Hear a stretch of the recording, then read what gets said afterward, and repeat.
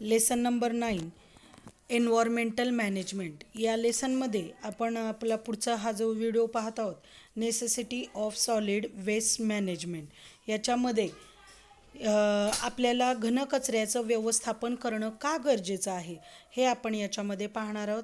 कारण लक्षात घ्या, आपण मागच्या तासालाही पाहिलं होतं की घनकचरा निर्मिती कुठून होते, कशा पद्धतीने होते, तर ती आणि त्याचं व्यवस्थापन म्हणजे त्याचं विल्हेवाट व्यवस्थित लावली गेली पाहिजे आणि ती का लावणं गरजेचं आहे त्याची आपण पाहूया.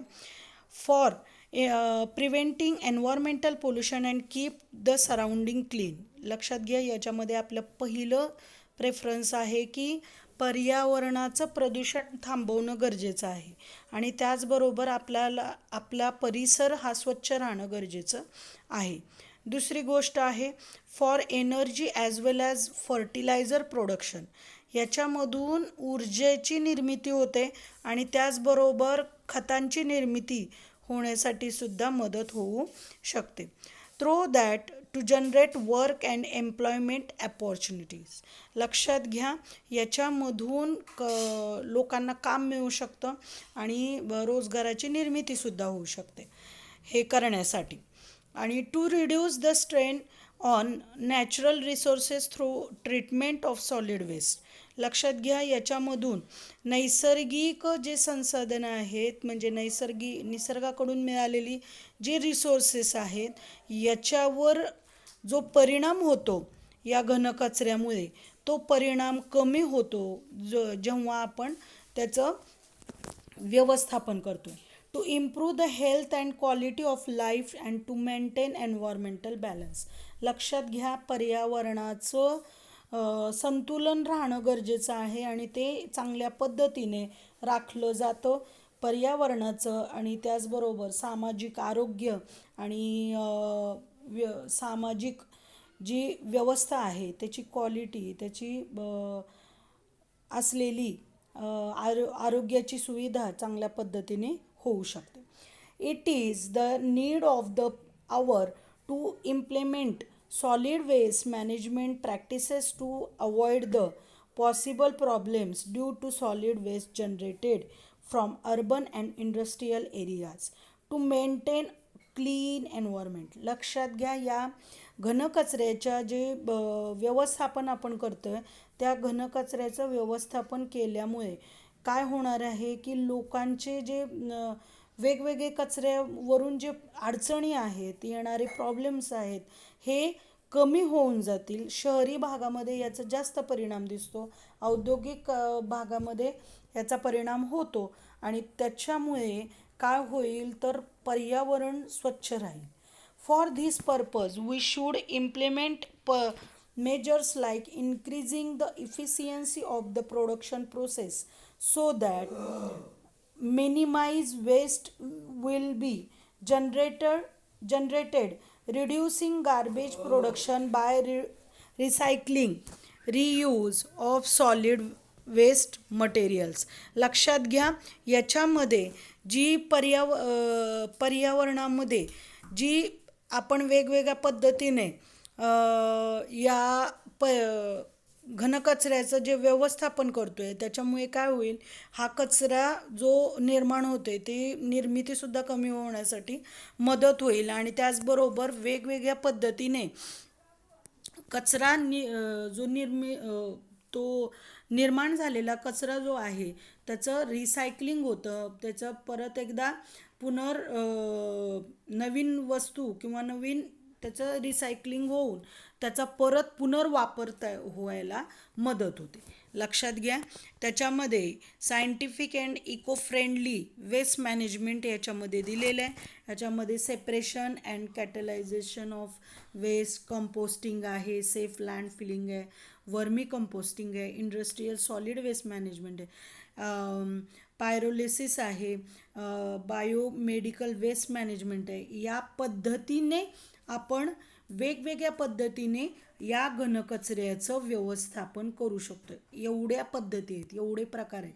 मग याच्यातनं कुठल्याही पद्धतीने केलं तरी फायद्याचंच ठरणार आहे. लक्षात घ्या, principles of solid waste management. या प्रिन्सिपलमध्ये काय आहेत तर याच्यामध्ये कोणत्या पद्धतीने, हे महत्त्वाचं काय आहे की ह्याच्यामध्ये काय पॉईंट्स आहेत, reuse, refuse, recycle, rethink and reduce and research, असे 7 आर्स आहेत. 7 आर्स म्हटलेले आहे.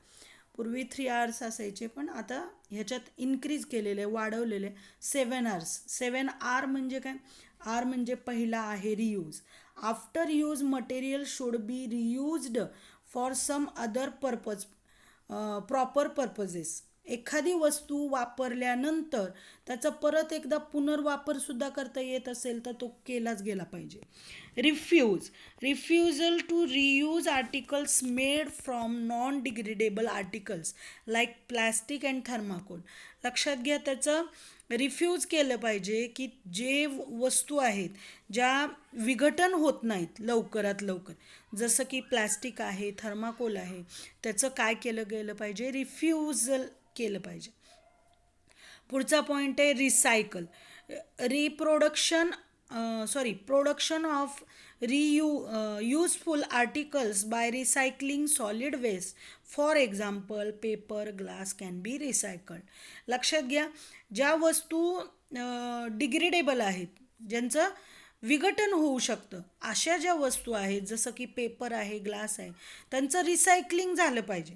त्यांचं नंतर परत त्याचा पुनर्वापर करता येणं गरजेचं आहे आणि ते करण्यासाठी रिसायकल करणं गरजेचं आहे. Rethink, rethinking of our habitant activities and their consequences in connection with the use of various articles of daily use. लक्षात घ्या, ज्या रोजच्या वस्तू आहेत ज्या आपण वापरतोय त्याचा विचार करून केला गेला पाहिजे. आता कॅरी बॅग इतक्या आहेत, भाजीपाल्यामध्ये मिळतात, याच्यामध्ये ह्या खरं तर ह्याचं रिसायकलिंग होऊ शकत नाही आणि त्याच्यामुळे त्याचा वापरच आपण कमी केला गेला पाहिजे. कागदी पिशव्यांचा वापर करा किंवा कापडी पिशव्या आहेत त्यांचा वापर करा. ह्याच्यासाठी रिथिंकिंगची गरज आहे. आपल्या चुकीच्या सवयी, चुकीचे जे ॲक्टिव्हिटीज आहेत त्या कमी करणं गरजेचं आहे. Reduce, restriction of use of resources to avoid their wastage. Old material should be reused. One thing should be shared by many. Use and throw type of object should be avoided. लक्षात घ्या, use and throw असे तुमचे pen वगैरे असतात बघा, एकदाच वापरायचा की फेकून द्यायचा, हे खरं तर कमी करणं गरजेचं आहे. कारण एखादी गोष्ट परत वापरता आली तर त्याचं पटकन म्हणजे उपयोग होऊ शकतो. तर यूज अँड थ्रो असे जे वस्तू आहेत ते निर्माणच करू नयेत, कारण त्याच्यामुळे ते साठा त्याचा काय होत जातो, वाढत जातो आणि त्याचं मग डिग्रेडेशन होणं, त्याचं विघटन होणं हे परत अवघड काम आहे आणि असा कचरा वाढवणंच आपण कमी करणं गरजेचं आहे. Research, conducting research related to reuse of materials that are temporarily out of use. लक्षात घ्या, अशा वस्तूंचं रिसर्च केलं पाहिजे की ज्या वस्तू परत परत वापरता आल्या पाहिजेत आणि असे जे करणं गरजेचं आहे.